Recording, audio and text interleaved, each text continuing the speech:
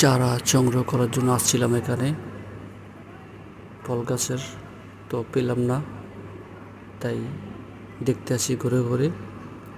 ভাবলাম দেখি আর একটা ব্লগ তৈরি করি, একটা ব্লগ বানাই। বাস দেখেন গোলাপি কালারের আম, দেখছেন কেউ কখনো?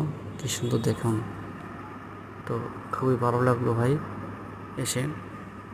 তো আমি খোঁজ করতেছি আমার সেই মনের গাছটা, তো আমার সেই গাছটা যদি পাই তাহলে তো আলহামদুলিল্লাহ ভালোই, না পাইলে আর কি করার, চলে যাব।